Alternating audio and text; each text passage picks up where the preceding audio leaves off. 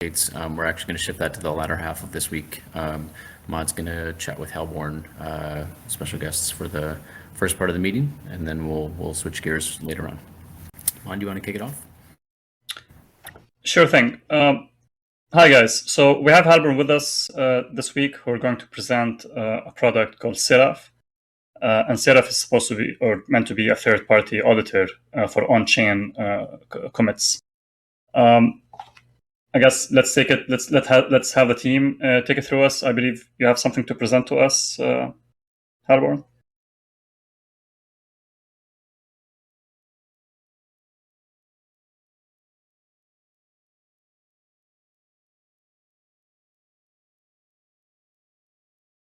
Hey, good afternoon. This is Joe Gallagher from Halborn, and we do have a few slides and a presentation that we'd like to walk you through. Rob, I don't know if you're on mute maybe, and you wanted to kick us off with some introductory remarks. Sure, happy to. Hey everybody, Rob from Halborn here. Just a quick FYI on Halborn in general. We're an elite cybersecurity firm. We've been working, on your most recent audit reports that'll be done shortly. What we've been up to is looking at the space, looking to see what we can do to create products that are proactive and protective in nature, rather than reactive. So a reactive solution, for example, would be an insurance platform where, oh shit, you get hacked and now they pay you back. We have established a new product line, which Joe is about to present in conjunction with our team, which is called Seraph. Seraph in general, as you're about to see, is what we are calling a blockchain security notary solution. So with that, Joe, you can go right into it. And look, so I guess before we even start too, I'll also say this. We are super happy to be presenting this to you all today. You all on this call today are the very first people to really be seeing this. We've been working on it in the background for the last 6 months. And because this is a new concept, period, we understand that everyone on this call is going to be full of questions. So we are here to do a comprehensive QA as Q&A as well, AMA as you say, we'll take it from there. Awesome, thanks, Rob. Hey, Mod, quick logistics question: Do I have a share screen capability for the purpose of this discussion? Am I missing it?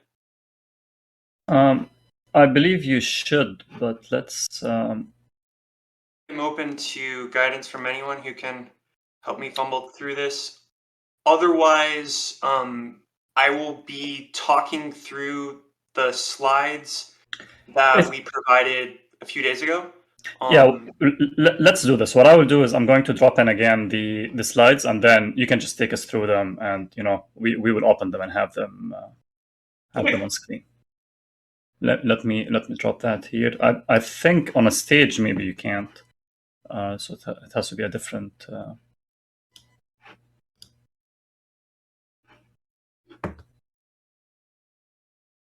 All right, let me do this quickly.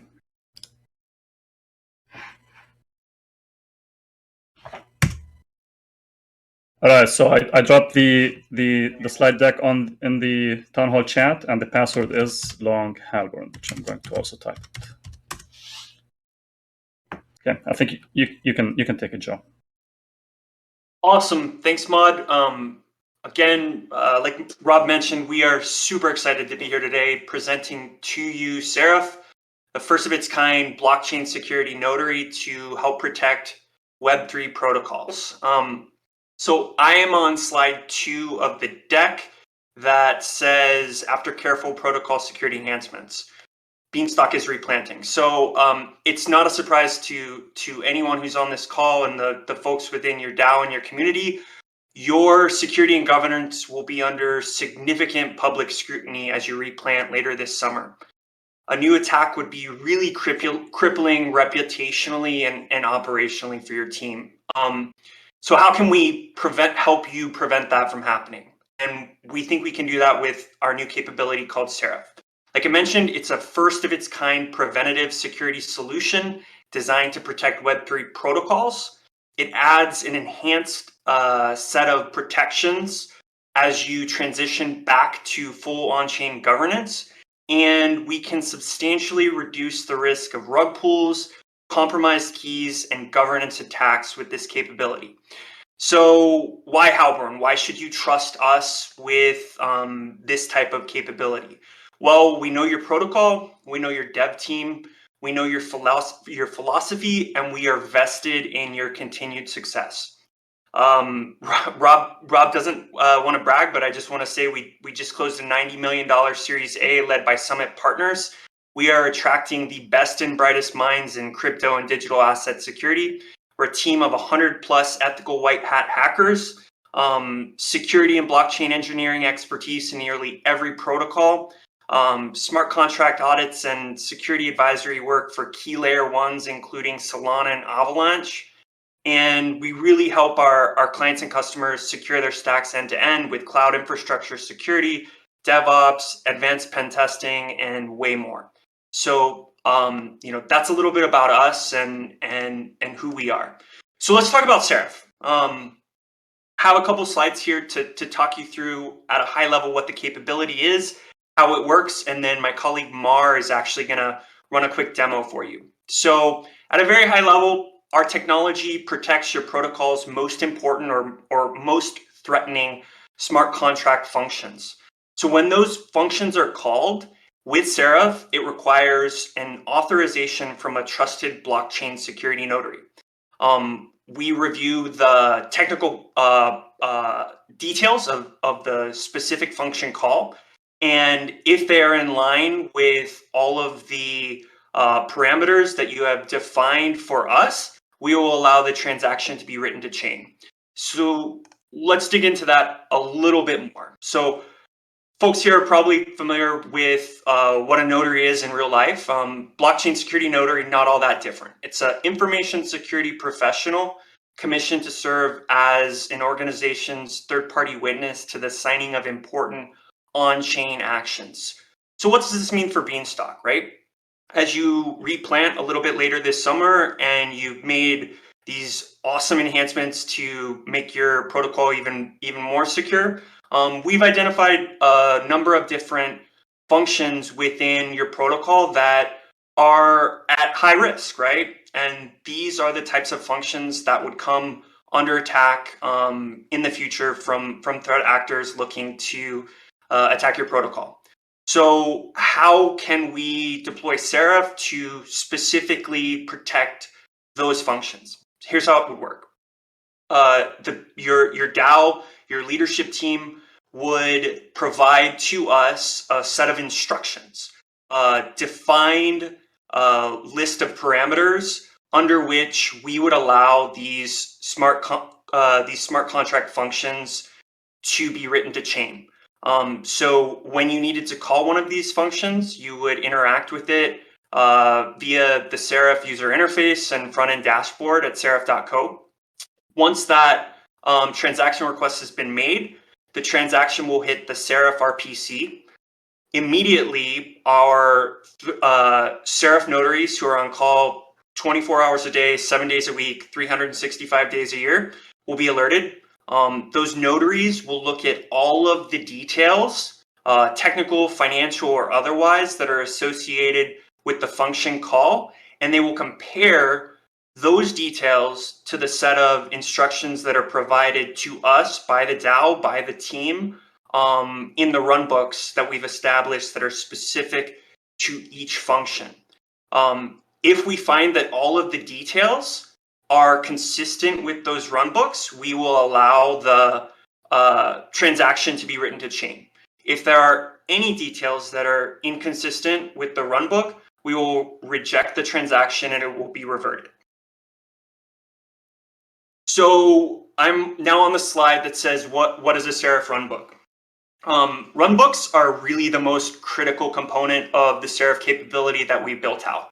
Like I mentioned, they are explicit and binding instructions on how we Seraph and Halborn will respond to each specific Seraph protected function call. We have set up an escalated risk prioritization criteria, type 1, type 2, and type 3 function calls. So type 1, think emergency withdrawals. Type 2, think a little bit lower risk, but ownership changes and contract upgrades. Type 3, lower risk, more regular function calls, thresholding changes. A runbook and our response to each protected function call is unique. So when we are processing a transaction on your behalf, Seraph notaries will look holistically at all of the details of a given function call and the associated runbook. Like I mentioned a little bit earlier, our notaries are on call 24/7, 365, able to respond in near real time to any need to utilize Seraph protected functions.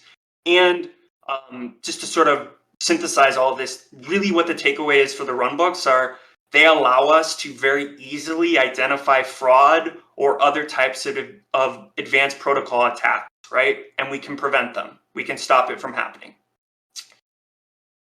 Slide 6, I think it should be in the deck, but now on the, Seraph is a smart contract native, and we can integrate it into Beanstalk's code with just 5 lines of code and a few modifiers for each function. You interact with Seraph via front-end dashboard, no command line or code needed. So once we've got that all set up and we've got Seraph activated and we're protecting your protocol, I'll walk you through end-to-end the process of how this would work schematically, right? So you will go to the Seraph front-end UI, you will sign a transaction, and that transaction will create a unique permit with the Seraph smart contract. Immediately upon that happening, our Seraph incident responders, our notaries, will get an alert, and within that alert, they will have all of the details, technical, financial, or otherwise, within that protected function call.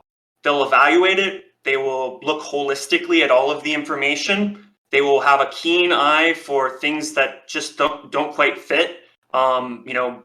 Removal of funds to a tornado cash account, other types of things that are very indicative of fraud or nefarious activity, they'll be on the alert for.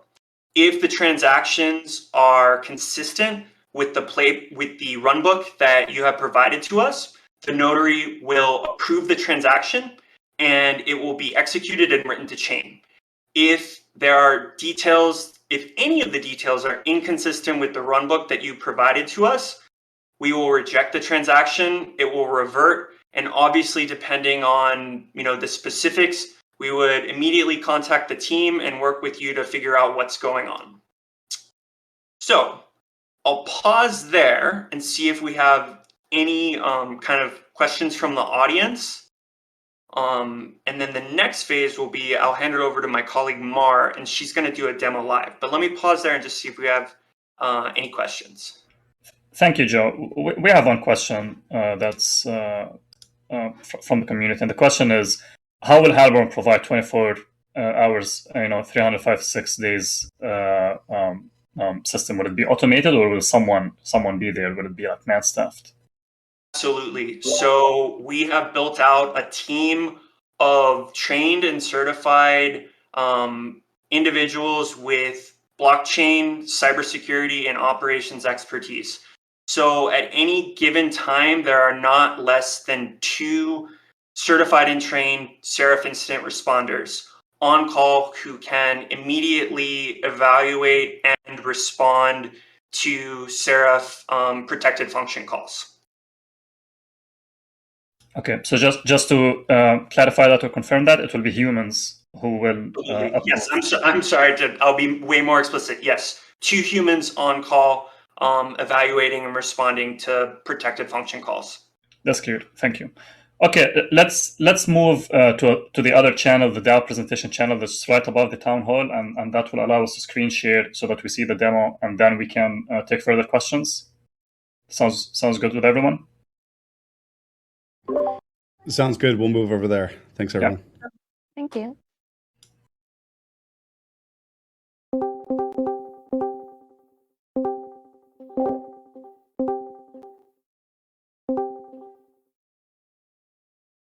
Okay, let's give it a minute. I see not everyone has moved yet.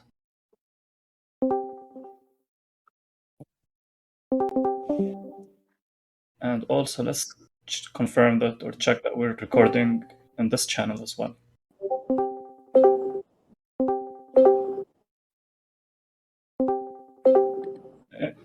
Canadian Bennett, are we recording here? Okay, great. All right, we can start then with the demo if you wanna screen share. Sure. Just let me.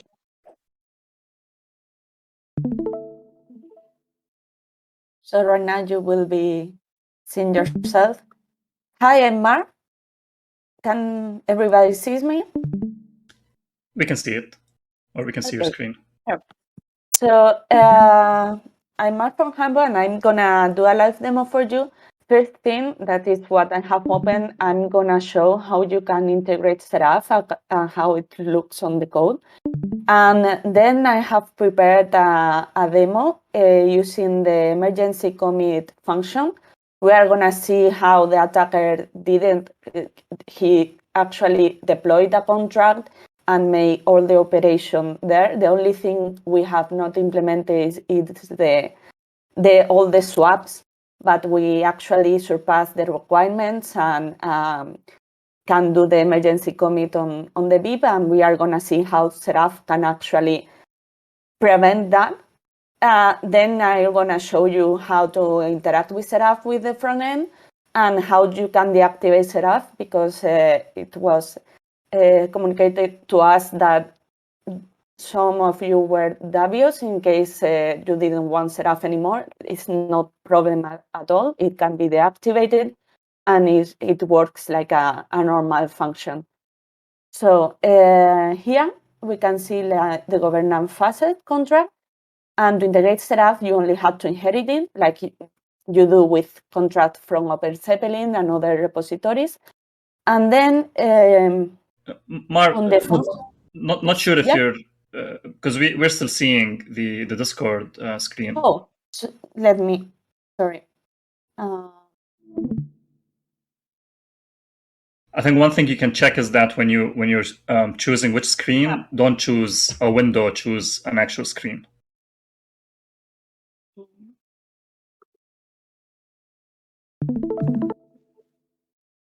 Can you see me now? And you see the code? Yes. On... Yes. Amazing. Thank you. So yeah, I was saying that you can inherit it like you would like a ERC20 contract or any other Open Zeppelin contract. And then on the function, the only thing you need is this modifier, which is with Seraph. Okay, so I have prepared a demo. I'm gonna show here, for the purpose of this demo, this contract is payable. So I'm gonna transfer some Ether, and we are gonna see how it can be drained. So here's the demo. We're connecting to the provider and sending some Ether to the contract.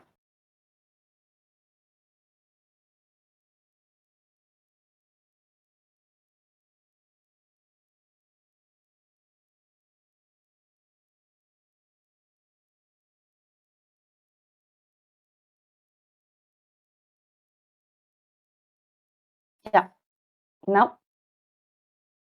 So we have already Ether on the contract, and then we are going to actually start preparing the attack. We are gonna simulate a big proposal. Here it is. This is the direct of the Mali contract. And this is just the same type of BIP it was presented on the attack. We are surpassing the active requirement because it's supposed to be 1 day, but we don't have 1 day to wait.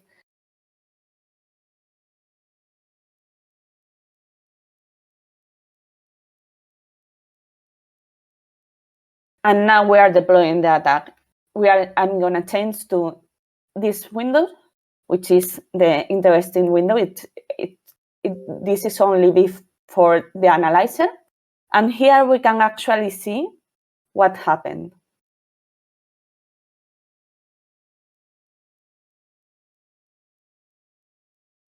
So the incident response team will actually check the simulation of the transaction to see which contract interact, which function it's called, and how the state changed. Just a moment.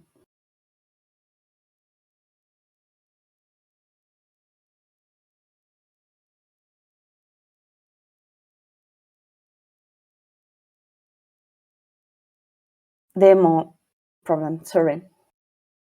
Now, so we have the contract. This is my malicious contract. This is the governance facet, and this is Seraph. We can actually debug what happens. Here we see that we sell the total routes and the set routes to simulate the flash loan attack. We can vote, and all the requirements on the vote function are passed. And then there is the emergency commit, which is the interesting function. This is a Seraph modifier. And here, we can, for example, check how the diamond is created. Here we can actually see the value of, for example, this variable, which is the BIP.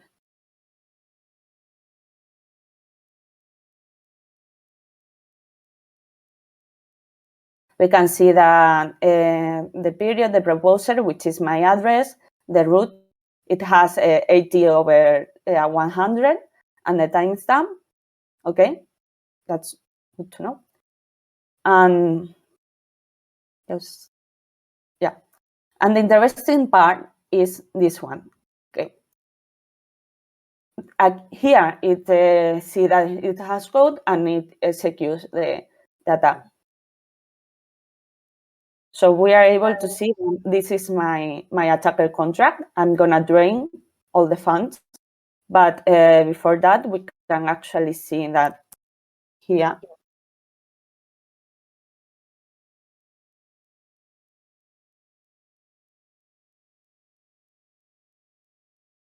The balance is this. We can actually check it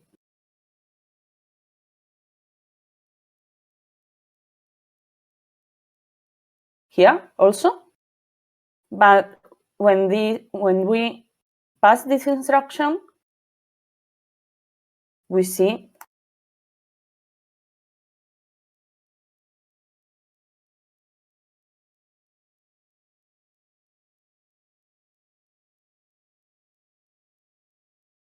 that it changed. So it's draining all the balance from the contract. We don't want that. So for this first try, I'm going to reject the transaction, and we are going to see how it will revert, if everyone is okay with that. So, hey, Mark, can I add 1 or 2 points before you go on? Yeah, sure. Absolutely. So the view screen that Mar was just sharing with the Tenderly simulations is exactly the view that our notaries, our incident responders, will have as they're evaluating any Seraph protected function call that comes to our desk, right? So the evaluation looking specifically at the technical details of the call and how that would execute and manifest itself on chain if we approve the transaction, that's exactly what she just walked through. Exactly. We are going to check here. I actually knew where I have to go, but we are going to check all the stack trace and check that it complies with the runbook, that there is no state change like a drain of balance or a governance attack and those kind of things. In this case, I just go quickly because if I actually show this entire stack tray, it will take a while. But we are checking everything before that. So I'm gonna reject this one, and then I'm gonna accept one interacting with the front end, just to show you and to show that effectively here it's reversed, and then it will drain all the funds. So I'm rejecting.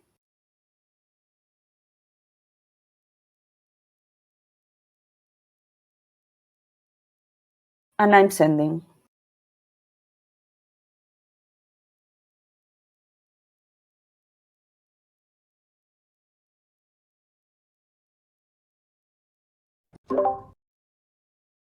So one thing I'll say really quick about this while we let it pen, when we do this approval and rejection, this is being sent into a private RPC mempool to be able to simulate and look at what the results of these the executions are, in this particular one. And it's written completely transparent to the chain. This isn't like a multi-sig that we're co-signing with anybody. It's purely independent contract of Seraph that's doing the rejection or approval and writing it directly to chain transparently. So think of it as a prevention system. Exactly. Else, with the error Seraph transaction not approved. So we are actually not able to drain all the Ether. Now we are gonna do it again with the front end. So I'm gonna prepare, if you don't must, the to do this.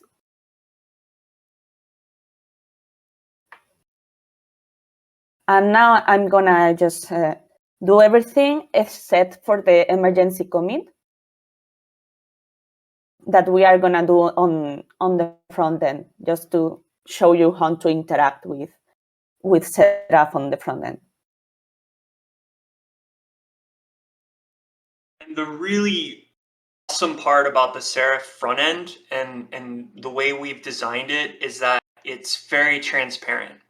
So members of the Bean community can see which specific functions are protected by Seraph. And we see this the benefits in two ways. One, the community knows that it's protected, and two, there's a deterrence factor for any type of malicious threat actor who says, hey, I don't want to deal with all this Seraph protection. I'm just going to go find another protocol to hack because I don't want to deal with it. So that's the way we've designed and thought about the front end and the user interface. Exactly, and you can see we support a different range of networks. Right now we have the testnet ones, but once we deploy, we will have the mainnets. And it's very simple. You can connect and disconnect your wallet. Now I'm connected with MetaMask. And now we have the BID 5. That's what we are going to provide. We are actually setting the votes and the beans like the attacker did. And once we finish voting, we can do the emergency commit. Now we have vote, and now we can just introduce here or VIP ID, click submit.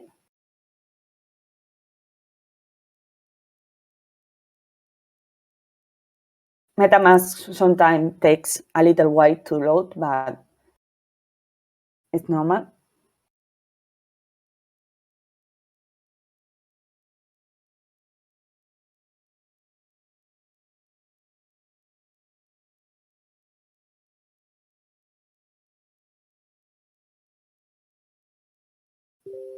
Now, as you see the Telegram, we are actually on call, like Joe said, 24/7 every hour. And we have like different alerting channels. So we have all the information in a redundant way. If we go to the admin, we are gonna see the transaction pending for approval. Remember that now we have 2 Ether because we have 0.002, right? And we are gonna approve.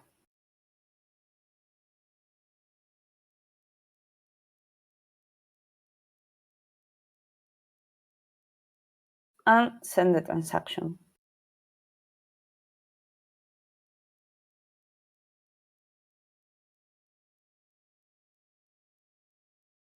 Now we are going here and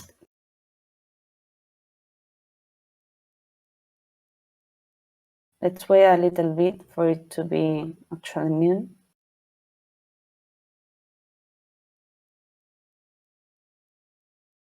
Okay. No.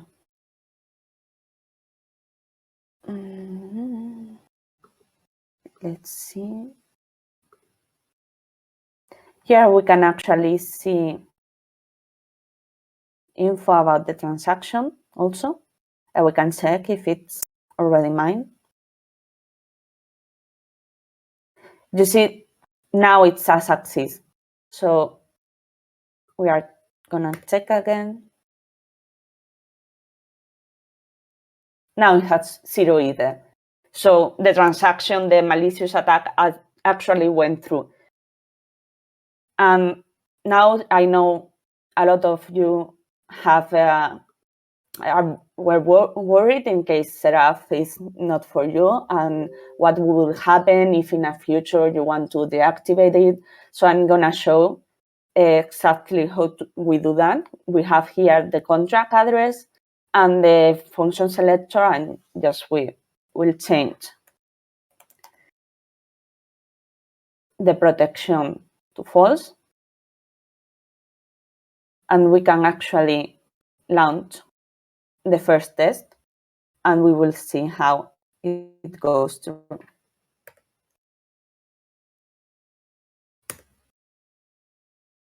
And the one point I want to make here is, as Mars showing this portion of the demo, is in talking to Publius and some of the other members of the DAO team earlier this summer. We understand the concern and the focus on censorship resistance and decentralization. So we took that feedback and said, hey, how can we meet that need and have a capability that we can turn off Seraph or allow transactions without Seraph to go through. And so we took that to heart and really thought about how we could design a secure architecture that would allow that to happen. That's what Mars showing right now. Exactly. So we have the capability of deactivating it, and right now I'm using the Seraph RPC. So we are gonna actually see here in our admin panel, we're gonna see that the transaction has no Seraph interaction. But if you want, I can do another one without the Seraph RPC, and they are not gonna even show here. For example, with an infura provider, like you would normally. So now it's deploying the attack, and it's mine. We are gonna see here that we have no transaction that interact with Seraph, and that the attack was actually went through. And what this is showing, because this solution it's smart contract native. This isn't a centralized solution that's living external. It's on chain within the contract. This is a way to allow it to pass through if we need to bypass the protection in the future for some reason. But because it's smart contract native, and we're not sharing keys or co-signing with you all. This is it's a backup solution in case there's anything here. So it's a way for everybody to feel comfortable. But should it be integrated, you can think of Halborn and Seraph as part of the DAO. We're another member here that's going to approve it, but we're a set of eyes as auditors to make sure that from a technical standpoint, everything is working as the DAO expects. And to dive into that a little bit more, so this feature is very neat, and I think just to restate it, the concept is since the commit and the emergency commit functions, for example, are highly likely to include Seraph, it becomes impossible to upgrade the contract to remove Seraph without the approval from Seraph. And so the question then becomes how to make it such that to make it such that Beanstalk is truly permissionless and censorship resistant, that you guys can on your end turn off the functionality to effectively facilitate Beanstalk to continue independent of Seraph. And so the question is, can you maybe try to highlight for the DAO? And I agree, we all agree that it's unlikely that happens anytime in the near future, but under what type of scenarios you guys can see that happening? And then more particularly, what would the procedure look like internally on your guys' end to make sure that, the Halborn isn't standing in the way of the will of the Beanstalk DAO, let's call it? Yes. So Seraph, each function inside of the contract that Seraph is protecting is individually protected. In the beginning, Mar showed a modifier that says with Seraph. That modifier, it's not the entire contract is now covered with Seraph, and it needs to be all of it. It's one function. So we can have just emergency commit, and that's it. Any other votes or DAO proposals, anything that's not decided to have that modifier, will completely be out of the scope of Seraph coverage. So that's one thing to consider there. And the bypass for that, if there was a DAO proposal to be integrate with this, just like what we're showing now, if there is by the governance and the DAO to say that Seraph should not be covered, then that proposal would be implemented, and we would then turn on the bypass to allow it to act as normal without any Seraph protection whatsoever. Yeah. And go ahead. Yeah, I was just trying to show that if you don't use the Seraph RPC, transactions are not even tracked to us. So it actually works like a normal contract. One way to look at this too, to think of Publius is, with Seraph integrated on a function, it's almost like a dynamic ad hoc per execution security audit. So rather than having to make sure the audit is right and then put it on chain, now every time a transaction on a high priority or a sensitive function is executed, we simulate and look to review to make sure it's and audit that to make sure it's correct. So that's one way to look at it too, is a preventative solution on chain. And can you imagine a scenario that Halborn would be unwilling to execute the will of the Beanstalk DAO? No, we are completely objective. We would be part of your DAO on this, and that's what that runbook Joe explained in the beginning. So the runbook, when we choose the functions that are covered there, we will have very explicit instructions that are objective on exactly what is should be or should not be executed. And are those runbooks public, or how does that work? Will the DAO be able, any member be able to, or anyone member of the public be able to view the runbooks on the Seraph interface, or are those private? This is the runbooks are managed by the Seraph operations team. So the 24/7 team that is doing the instance, which are also set up with escalations. higher priority functions require extra eyes, so there's no internal mistakes or approvals that shouldn't have been there. And those runbooks also can be provided in a private Beanstalk Discord channel or something too. So it's known on what is a pass or fail execution. And you guys, what do you recommend that the runbooks remain private, that they should be accessible to anyone that wants to see them? Like, what are the thoughts on best practices? This is your decision from a security standpoint. If you have a runbook that shows like this is the criteria that allows an accept, that can be used as information by an attacker to try to almost like social engineer their way through it. And it depends on the sensitivity of the function. Runbooks are, each one is different depending on which function is protected. So if you have a runbook, that has very specific details or specific balances, let's say an emergency withdrawal is every Sunday at this time, there's going to be only 100 beans allowed to be withdrawn. So we know that that's exactly what should happen at that time. If it's any less, any more, any different time, it's going to be rejected. Something that may be a bit more intricate, different users or something like this, proposals, maybe they could use that information to fake a proposal that's looks and try to trick the DAO or trick approvers into it. So it's a case by case basis. We're here as we work through runbook creation to decide what you would like to do. We're just here to make sure only expected transactions get ever executed on those very sensitive functions.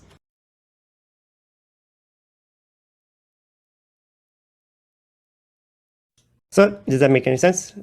Any other questions about that one too? The runbook is that's done each time, and we can always add extra detail to that through the DAO and just when we make decisions on which functions should be covered.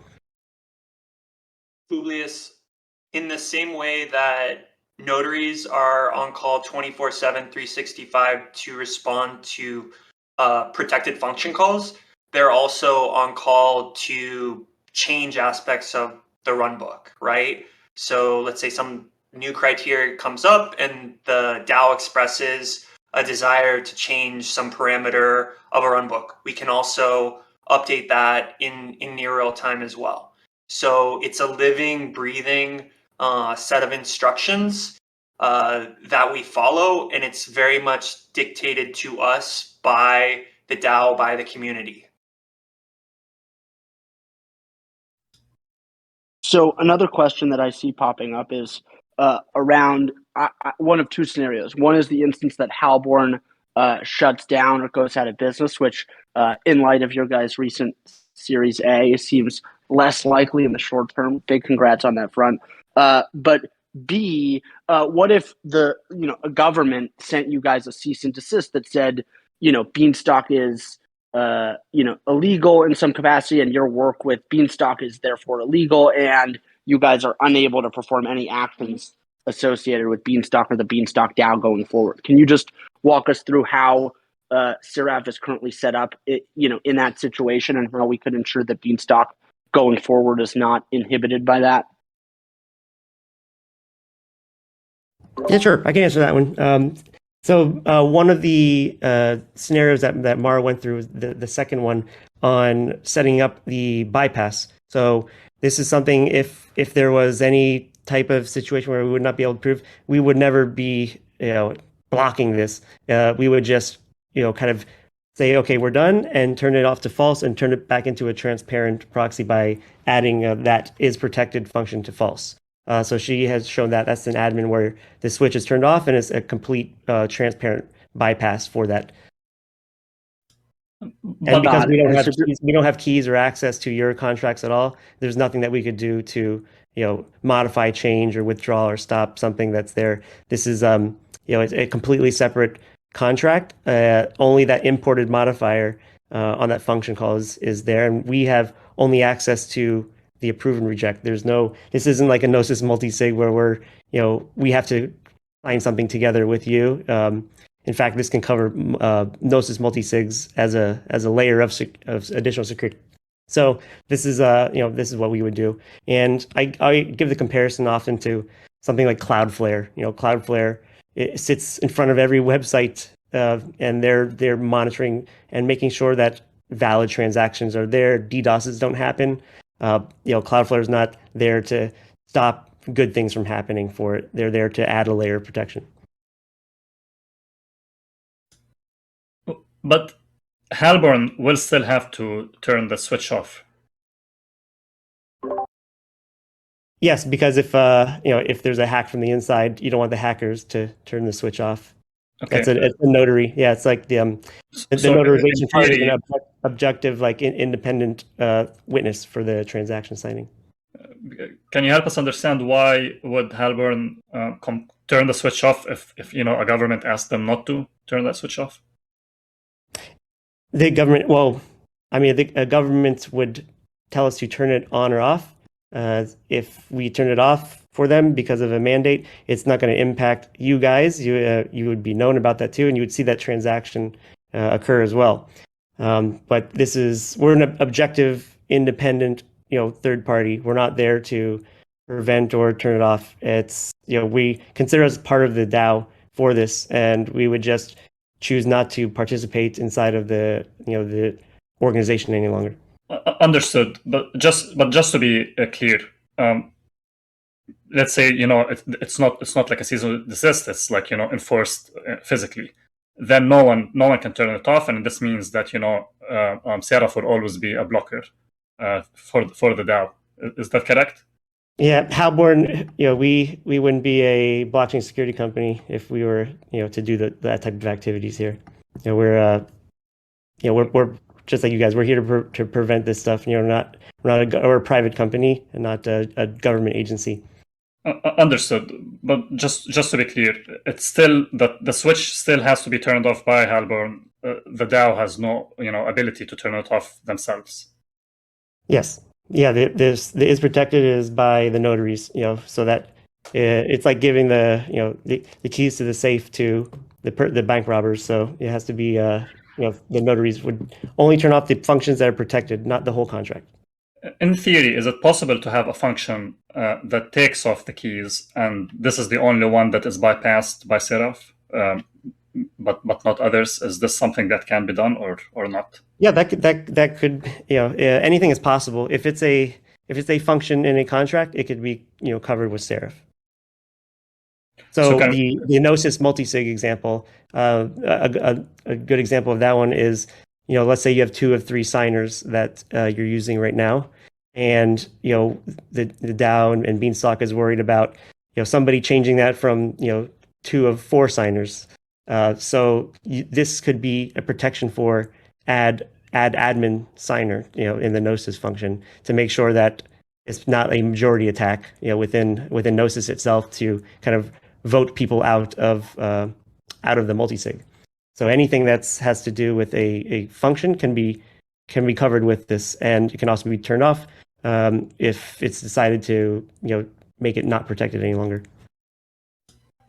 Publius, can you maybe take us through the scenario of having a function that what only does is remove the Seraph rights and have that be controlled by a multisig? What's the benefit, or what are the risks from that? Well, the first comment would be that you probably don't want anyone to be able to call the function to remove Seraph, because otherwise it kind of removes the whole benefit of having Seraph in the first place. If there's some sort of ability to remove it by a malicious actor. Now, if instead of that there's a unique function that is permissioned and can only be called by a specific address or a couple of addresses, and those addresses are controlled by community-run multisigs, that's a clear option to avoid the potential that Halborn is the gatekeeper and refuses to get out of the way of allowing the DAO to execute its will. But on the other hand, that does allow for another social engineering vector through which the Seraph functionality can be compromised. So everything needs to be evaluated,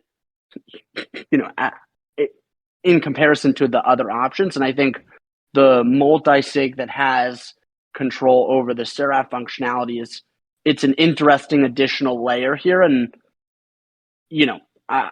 first reactions that don't see any obvious problem with it. Yeah, I agree. When it comes to security in general, not just with Beanstalk or DAO, there's it's the risk appetite. Like, what is a lower risk, and what is a higher probability of happening?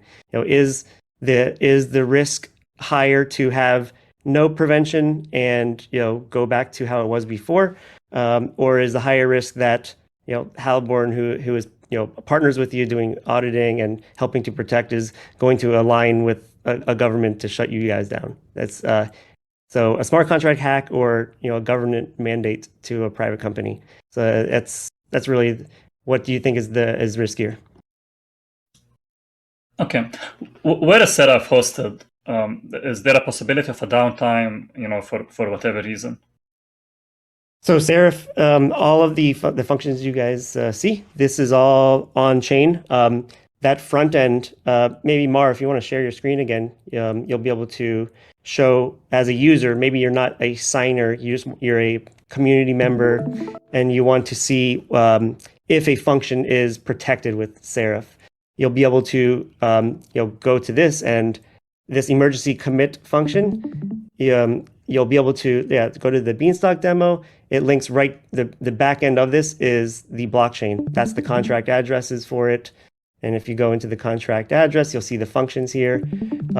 These are all on Etherscan, and you can verify it on the code. So this all lives on chain.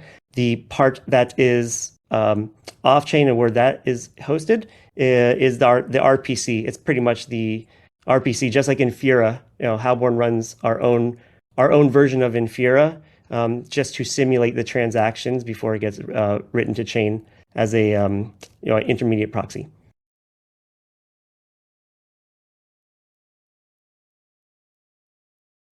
So up top on your MetaMask, Mar, maybe you can show this. This is what we mean by that proxy, like writing to Infura or writing to a testnet. You'll see where it says Seraph v2 dev. So this is how only for contracts, functions that are protected, this goes to the RPC Seraph endpoint. That's it. Just like it does for Polygon or for Rinkaby, for any of them. This is there's now one for Seraph. Flashbots has one as well. So these are it's a mempool. Yeah, so that's the component here. Understood. Thank you. Going through some of the questions, Born Porridge, I'm not sure I understood your question, so maybe if you can rephrase it, we can address that. Otherwise, there is another question on who's paying for that. That will come out from the Beanstalk Farms budget. So Beanstalk Farms will be paying Halborn for the Seraph services.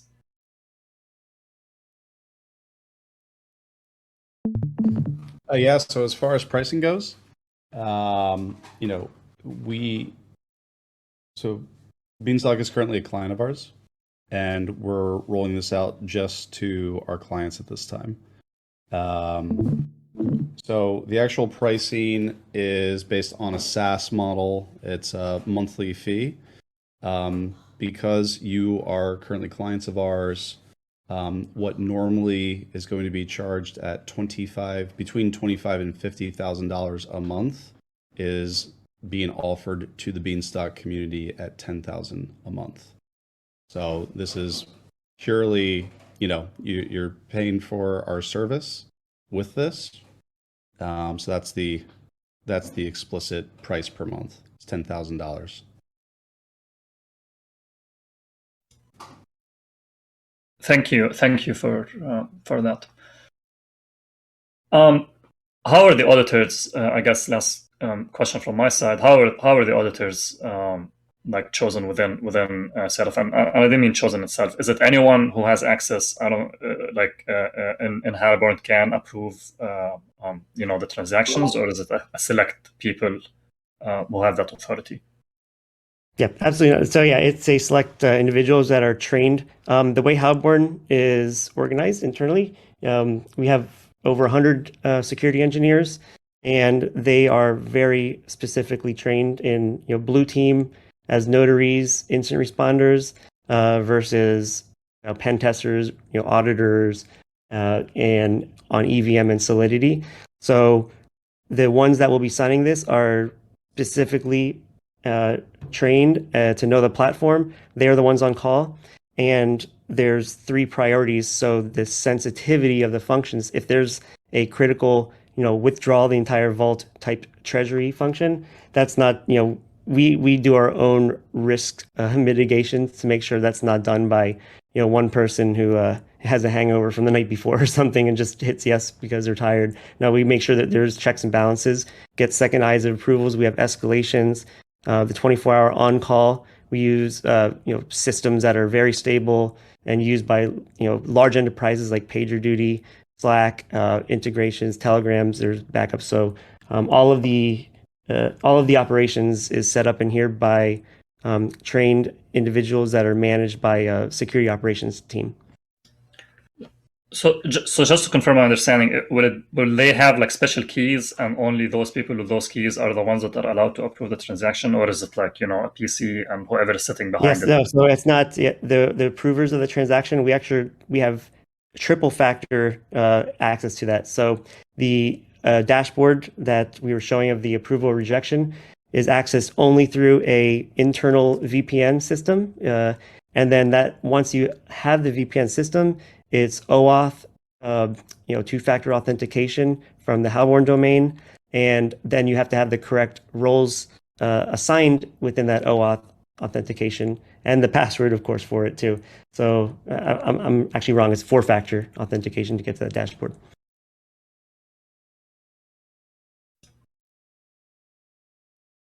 Okay, maybe I'm asking a lot of questions about the same thing. So at the end of these factor authentications is to eventually get access to the dashboard. Can the dashboard itself be compromised? So instead of having those authentications, the server itself or the dashboard itself just gets compromised.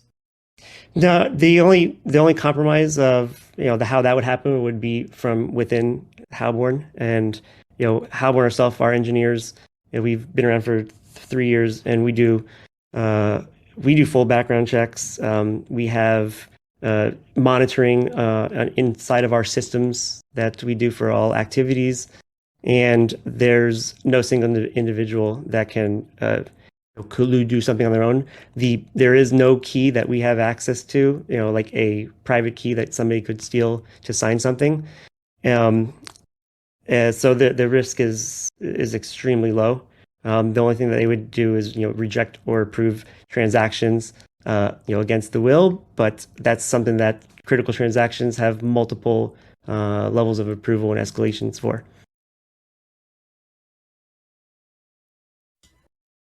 Okay, thank you. I think we are at the end of the town hall questions as well. If anyone has a question that hasn't been addressed, or if you had a question that I missed, please feel free to drop it now.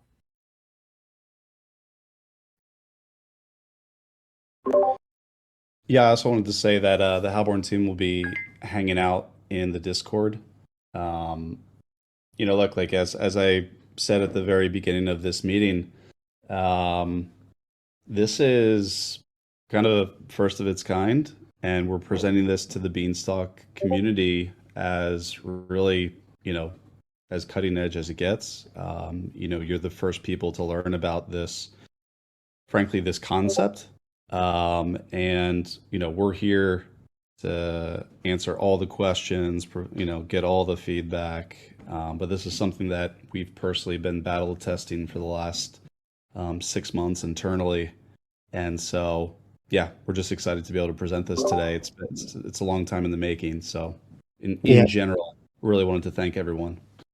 Yeah, we want to thank you guys too. I mean, Beanstalk, you guys trust us with your auditing and code. We look at all of the logic and the smart contracts before they're developed and put on the mainnet. And most tools now, after something goes on mainnet, the only thing that you have is, reactive tools. You can respond to it after it's happened, or you see it happen on the transactions. Why Seraph is first of a kind and cutting edge, as Rob says, is this is the first decentralized, non-custodial prevention. So this isn't about responding after it's already happened. This is stopping it before it even happens. Thank you, guys. We appreciate your time and coming here and accommodating all of our questions. We think Seraph is a pretty interesting product, and the team will be discussing it seriously. Thank you very much for taking the time again. Okay. Thank you. No problem. Okay. Hey, thanks everybody. Cheers. Thank you, guys. This was really cool. And a first of its kind DAO meeting. So very fun.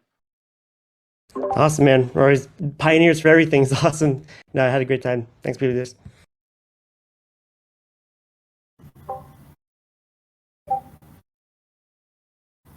Well, if everyone's got time, let's maybe we'll still do a really quick 15-minute update on what we're tackling throughout the DAO, if that makes sense. I unfortunately have another call, J-Dubs. Same here. So perhaps now as we approach replant, maybe we need to re-extend these meetings. But I think that'll probably be it for today.